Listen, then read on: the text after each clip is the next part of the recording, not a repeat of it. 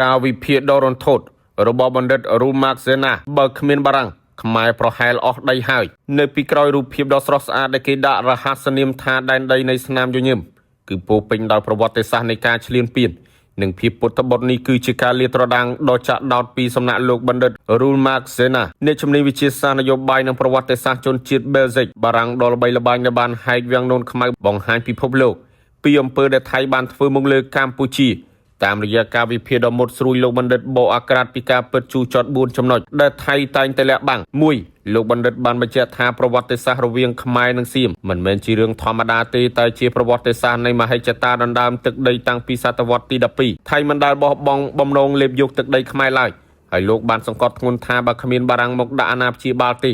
ម្លេះទឹកដីខ្មែរត្រូវសៀមលេបត្របាក់អស់ហើយ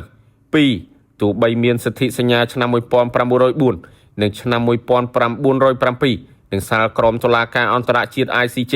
ឆ្នាំ1962ក៏ដោយក៏ថៃមិនដែលស្មោះត្រង់នឹងកម្ពុជាដែរ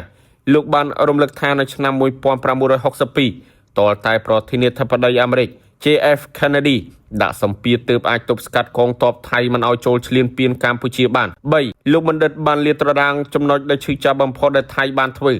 ថៃបានចាប់ផ្ដើមដាក់មីនប្រឆាំងមនុស្សតាមព្រំដែនតាំងពីឆ្នាំ1964ចន្លោះឆ្នាំ1953រហូតដល់ឆ្នាំ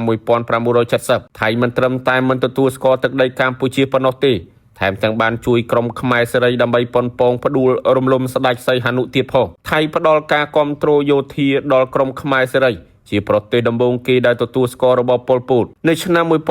1979ថៃបានបណ្ដេញជនភៀសខ្លួនខ្មែររាប់ម៉ឺននាក់ឲ្យត្រឡប់ចូលតំបន់វាលមីនវិញធ្វើឲ្យពលរដ្ឋខ្មែរស្លូតត្រង់ស្លាប់យ៉ាងអណោចអាធម្មសូម្បីក្នុងសម័យអ៊ុនតាក់ថៃនៅតែបន្តរកស៊ីឈើនិងត្បូងជាមួយខ្មែរក្រហមដោយមិនខ្វល់ពីកិច្ចព្រមព្រៀងសន្តិភាពទីក្រុងប៉ារីស4ចំណុចចុងក្រោយលោកបណ្ឌិតបានរិះគន់ចំទៅលើមហាអំណាចនានាទោះបីដឹងថាថៃជាអ្នកឈ្លានពាននិងប្រើគ្រាប់បែកចង្កោមមកលើកម្ពុជាក៏ពួកគេនៅតែរក្សាជំហរដាក់កំហុសស្មើគ្នាព្រោះតែផលប្រយោជន៍សេដ្ឋកិច្ច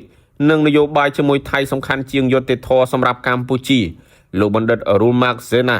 បានបញ្ចប់ដោយសារដាស់តឿនថាពាក្យសម្ដីដ៏ផ្អែមល្ហែមនៃការទូតអន្តរជាតិគ្រាន់តែជាល្បិចលាងដៃនិងកិច្ចវេះពីការការពារអ្នកខ្សោយនៅចំពោះមុខអ្នកខ្លាំងតែប៉ុណ្ណោះ